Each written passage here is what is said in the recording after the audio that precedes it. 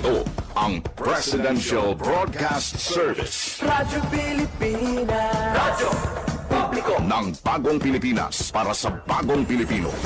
Naghahatid ng mahahalagang balita at impormasyon na guugnay ng pamahalaan sa sambayanan. Tulay sa himpapawid ng serbisyo publiko. Radyo Pilipinas. Radyo Publiko. Ang boses ng Pangulo. Sa Iloilo, Radyo Pilipinas. 585 AM.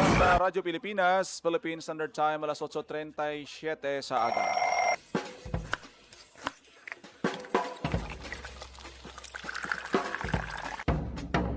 Aga sa Iloilo. Masako. Magahod. Mapagsik. Panibagong adlaw pagkatapos ng pahuway sang gabi antes. Bag-o nga paglaom. Isa naman kapag himakas sa matahom nga palaabuton. Iloilo Morning, ang programa nga kaupod ninyo sa pamahaw kon aga. Magadulong sang labing ulihi nga balita. Mga istorya halin sa Iloilo, kag iban nga bahin sang rehiyon. Mga ginahuluhang balan, kag mga trending topic sa social media. Ululupod naton at tubangon ang maayo nga aga. Magpamati na sa Iloilo Morning. Diri sa 585 kHz sa AM bands ang inyong mga radyo. Radyo Pilipinas Iloilo, the only government radio station in Western Visayas.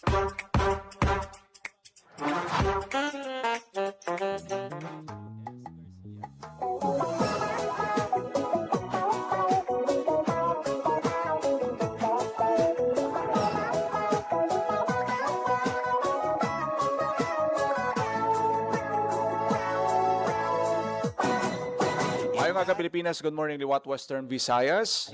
Welcome sa Iloilo Morning Program karon nga adlaw sang Martes, August 25, 2026. Holiday diri sa may bayan sa siyudad sang Iloilo, kasunod man sang pagselebraro kung pagdumdum sang ika-89th nga Iloilo City Charter Day celebration sa siyudad sang Iloilo. Hindi mapunggan. 89 years old na o kung 89 na years ago sang nangin siyudad ang Iloilo City. Ugamudlak sa imo. Kag wala sing klase sa mga eskwelahan naton diri sa may syudad sa Iloilo City lang ya. Sa mga neighboring towns naton normal ang klase nagapabilin nga normal ang trabaho sa iba naton nga mga kabanwakhanan. Yes. Sa aton tanalupang doon nga mga balita pa nagtupa naman ang mabaskog nga pag-ulan kay inas ang kagahon diri sa may syudad sang Iloilo. Pila ka mga dalanon ang nagbaha-baha naman no diri sa may Burgos La Paz, area sang La Paz, sa distrito sang Haro kay inas ang kagahon. Damo mga motorista ta ang na Nang kami malipay. ka-eksperyensya sang pagbaha sa sini nga mga lugar. Amo man ni ang mga lugar kung matandaan ninyo nagligad nga si Mana. Mata ko gamudlak sa O imo. kung saan nagdigad nga, Lunes man to, no? Ang ginbaha Sila na kay subong ang rainfall volume perti ang bundak kadako isang rain volume nga na-monitor sa aton siniya nga mga gadgets. Especially ang mga monitoring device ang aton sini nga Iloilo City Disaster Risk Reduction Management Office. basta wala. Kaya ang na-record sa nagdigad nga si Mana, isa sa pinakamataas nga rainfall volume sa nagdigad nga August 17 nga naglabot sa 197 millimeter in just 6 hours Unay nga pag-ulan. Tiya makon mo na. nalipay. Tiya mo man ang subong ang sitwasyon kay ina grabe man ang ukon kagabi ang ang dinaguob, ang pagbubuo sang ulan. Halong gid kita sa aton sini nga mga kauturan padayon kita nga magsunod sa mga abiso, forecast sang aton sini nga pag-asa. Kay sa monitoring sang pag-asa do tatlo tatlo gid ang bagyo nga ginabantayan. Ay gali na Pero malayo-layo ang ila sini nga area ha sa aton sini iyang pungsod, pero sulod sa Philippine Area of Responsibility ining mga typhoons nga gina-monitor na posible mag-enhance ang aton habagat nga naeksperyensyahan kang magdulot sang pag-ulan diri sa may Western Visayas. Ikapon no perti man kainit, tapos pagkagabi grabe ang inulan. Amo gid man nasubong ang ang timpla sa aton siniya nga panahon. Kani kinahanglan naton nga mangin vigilant kita, dapat nga monitor kita sama-sami no sa mga ginapagwa nga weather forecast sang aton siniya nga pag-asa. inday Sa pihat nga bahin subong adlaw Agosto 25, highlights ang selebrasyon sang Iloilo City Charter Day. Damo subong mga aktibidad nga para sa aton sini nga mga pumuluyo. Unahon tabala ni ang ang sa mga nagapangita trabaho. sa Kay pinaka-importante gid nga oportunidad mahatag naton sa aton nga mga kauturan. Magluwas nga nagahatag kita sang ayuda sa ila. Importante gid ang ginatawag nga employment. Kung bag-ong graduate ikaw, syempre wala ka na balon, wala ka na allowance halin sa imo sini nga ginikanan kung nagapangayo ka pa sang una. Wala ka na ga boarding house, wala ka na star sa mga apartment. Medyo masiling naton nga kinahanglan mo na mangin productive, kinahanglan mo na nga mayara sing source of income kag amo ning maayo nga madulot sa aton sang mga job fair nga ginapatigayon subong sang aton nga peso Iloilo City. Tidiyon ka mo makadto kung gusto nyo mangita trabaho. Hingalitin nyo ni subong adlaw August 25 ara sa Robinsons Mall sa city proper. Amo ng venue permi sang sang job fair dira. Kung bag-ong graduate ikaw, bag-o ka nga ang imo abi nga trabaho kontraktual, nag-end ang imo nga contract, wala ka na trabaho.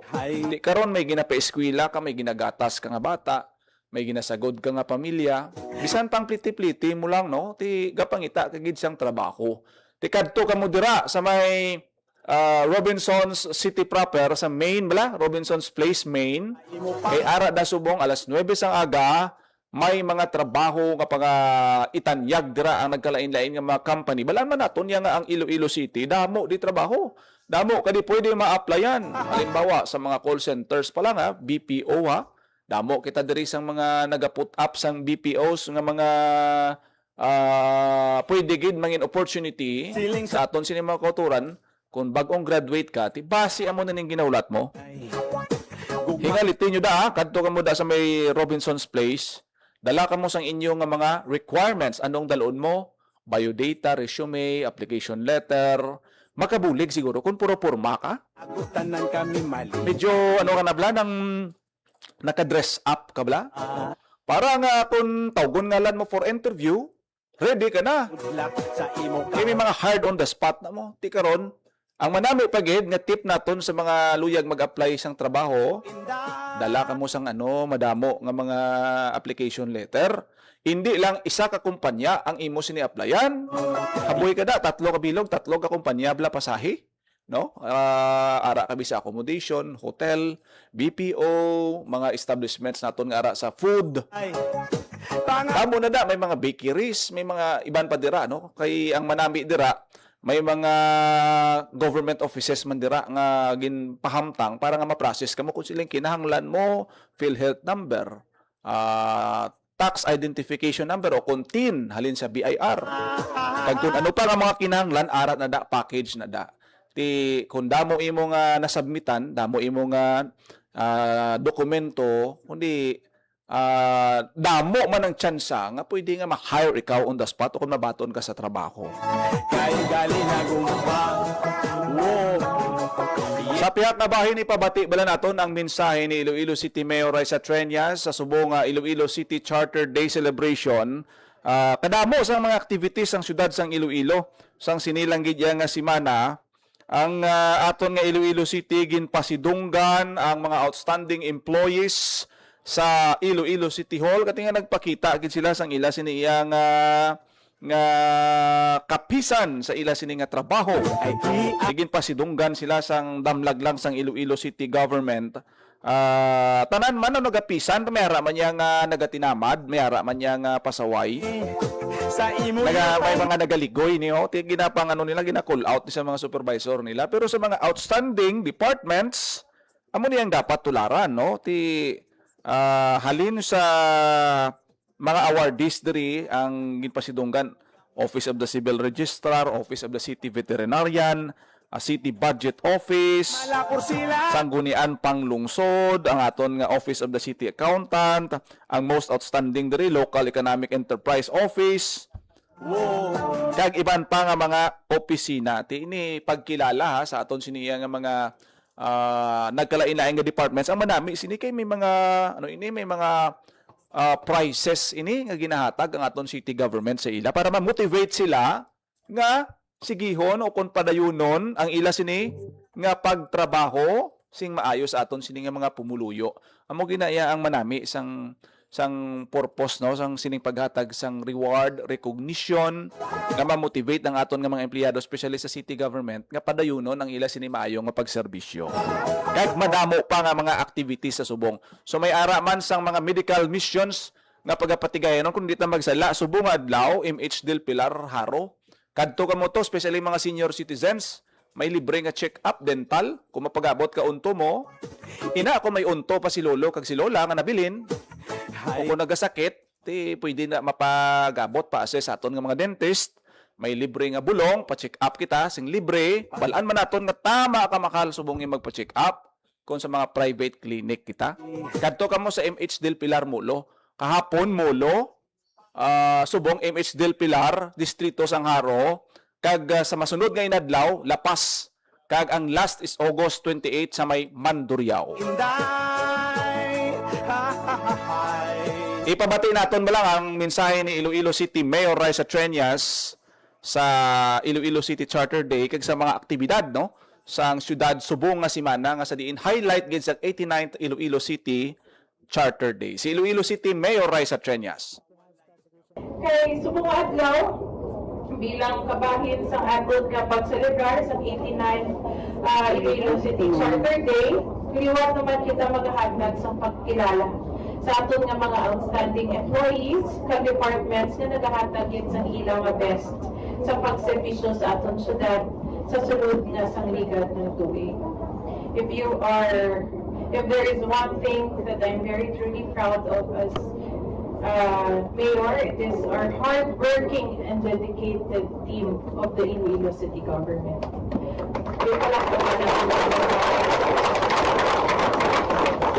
You are one of the reasons why Iloilo City continues to move forward, grow, and become a city that many look up to.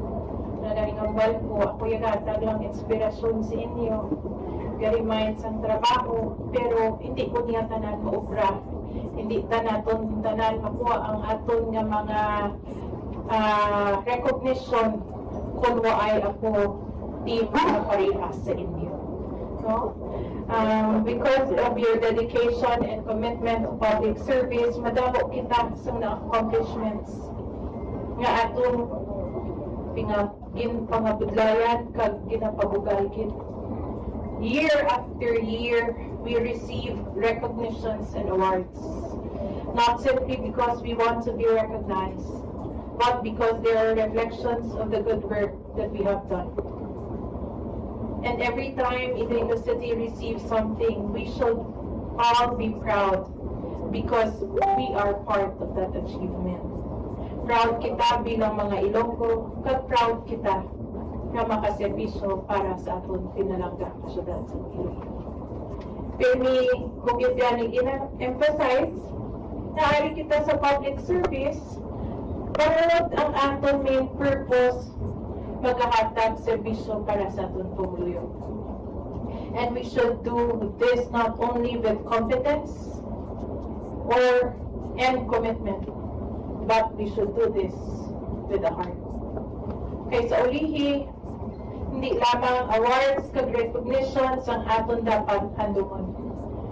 Ang pinaka-importante amo ang mabatyagan sa aton pumuluyo nga ara ang gobyerno nagagserbisyo para sa ila. Mugay na gani gusto ko i-share sa inyo tanan. Damo congratulate Permisa kung Mayor, congratulate, may award naman ka mo, may award naman eh. Top ang city, top ikaw.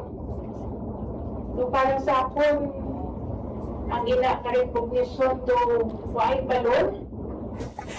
Nabatihan si Iloilo City Mayor Raisa Trenya sa iya siniyang speech actually kahapon ining adlaw kay subong adlaw wala man sa opisina Kami man sa City Hall ginpasidunggan ang mga outstanding departments, ang mga ay sa imo naga-stand out gidla ang ila sini nga performance sa pagserbisyo. ako galing lipat. Ang imong Hindi man abot silingon nga ang ginawardan lang amo ang nagatrabaho kag ang nagaserbisyo sa matuod kundi tanan man no nga mga departments dira nagatinguha gid.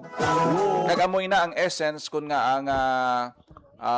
ang Iloilo City Charter Day, ang lokal nga panguluan sang syudad sang Iloilo, amoy ni ang emphasis sang celebration nga ang mga services sang city government sang syudad sang Iloilo mapadayon sa iya sini nga mga pumuluyo. tugan ko ga panalaytay. Muna gani nga may job fair subong, may medical and dental mission.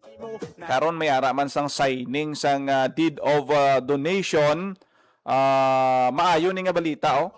Kay ang aton bala nga Iloilo Hall of Justice kung nakalabay kamo da sa may MacArthur Drive da bla, sa may kilid sang Taytay, kundi kapila na da ano daw kadaan na sang lugar dira kag once ka may mga earthquake kita nga mabatyagan damo na dagalinitik kaya ginada nga nagtayo gani kag ang aton nga mga abogado naton mga opisina sang DOJ sang Hall of Justice nagasaylo na sila sang lugar samtang nga hindi ma-declared nga ang structure hilway nga i-occupy. Ang manami nga balita, bangod nga ang Iloilo City Government, maga-dunar sang duta para sa bag-o nga tukuron nga Hall of Justice kag DOJ office didto sa may bahin sang San Pedro sa distrito sang Molo kay ang government center didto na sa may San Pedro Molo subong namtangan to sang mga ano bla sa mga former COVID-19 laboratory naton. Ang Commission on Election adto man nato may opisina nato. May mga additional nato nga mga infrastructure ang Iloilo City Government nga ginbutang didto. Dito magsala may proposal na sa Iloilo City Hospital no kag madamo pa. Idugang mo pagi didto ang Department of Justice, Iloilo Hall of Justice nga bag-o nga pagatukuron. Ti ang syudad sang Iloilo magadonar sang duta para sa Hall of Justice para nga ti sa aton mga koturan sa dason kung mahuman na to, kung may mga hearing dito na to, no? Ang aton sini nga mga hearing sa aton sini nga korte, RTC kag kun ano pa dira, mga opisina diri sa Iloilo Hall of Justice, masaylo na to. Mas ano gawa dito, mas malapad kag maligwa, no? Ti balaan man naton dira nga sa traffic pa lang da. Sa naligad gani may nabungguan para sa tabok sang Iloilo Hall of Justice. Mas pa nga nagano na da may mga areas na da nga nagalitik ang building nga dugay na ginapacheck. The good news gid ini part ini sa mga major activities ng city government karon ini permahan sa aton sini nga alkalde kag mga opisyal nagikan sa Supreme Court para sa pagapatukuron nga bag-o nga opisina sa Hall of Justice no dira sa may San Pedro Molo. Namong pagkikita mga balantayan subong kay si Executive Secretary Ralph Recto magapanguna man no sa bagong Pilipinas Rice Distribution makapadulong ini siya sa Iloilo dira sa Banwasang Pavia para nga magpanguna no sa sining programa subong iya nga adlaw kag madamo pa. May charter day, may distribution sang bugas, may medical mission, ti medyo loaded gid gawa ang month of August no subong iya sa mga madamo nga celebration. Importante halong kita kinagaulan-ulan ang tiyempo. Kung nagamotor ka dadala ka mo sang jacket or protection raincoat, ay lang kay way kita klase no. Subong iya nga adlaw kay hindi ta mapaktan ang tiyempo. Tiyempo mo lang ang hatag sang challenge no sa subong iya nga adlaw, especially nga kagina nag-ulan-ulan. Tibalaan man naton kung ano ka prone sa pagbaha-baha ang aton siniyang syudad sang Iloilo. Wala na kita tiyempo diri sa aton sining pagpangalagad. Salamat gid sa mga nagaupod sa aton sining FB Live kay Mamlo Ayudar, Sil Wilson Dulier. Good morning gid sa aton nga mga FB Live viewers gaupod sa aton sining pagpangalagad. Ako na gid lamang inyo alagad, Jinel Baclay. Mayong aga Pilipinas. God bless Iloilo. Radyo Pilipinas. Radyo Publiko. Radyo Pilipinas. Ang inyong tulay sa himpapawid ng serbisyo publiko. Ang Presidential Broadcast Service, Radyo Pilipinas, Radyo Publiko. Radyo Pilipinas. Radyo Publiko. Kinilala ng pang-international at prestigyosong Asia Pacific Broadcasting Plus Awards 2025 para sa kategorya ng Government Streaming. Ito ay dahil sa epektibo nitong pagsasanib ng mga tradisyonal na media tulad ng telebisyon, radyo at print para masabayan ang mabilis na pag-inog ng mundo ng digital at social media tungo sa mas epektibong paghahatid ng mahahalaga at napapanahong mga impormasyon sa mamamayang Pilipino. Kinilala rin ang Radyo Pilipinas dahil sa patuloy na pag-akyat ng rating. Ngayon ay matatag sa pang-4 na pwesto sa Mega Manila ayon sa pinakahuling Nielsen Radio Audience Measurement Survey. At sa social media, nakamit ang mahigit 2,000% pagtaas ng bilang ng mga sumusubaybay sa Radyo Pilipinas page sa unang bahagi ng 2025. Patunay ito na ang inyong Radyo Pilipinas Radyo Publiko ay tunay na kaagapay ng inyong pamahalaan sa paghahatid ng serbisyo sa mga mamamayang Pilipino. Mula sa aming lahat, sa ngalan ng inyong pamunuan at mga kawani ng Presidential Broadcast Service, kasama ang inyong mga himpilan ng Radyo Pilipinas sa buong kapuluan. Maraming salamat po sa inyong lahat, sa inyong pagtangkilik at pagkilala. Radyo Pilipinas. Radyo Publiko.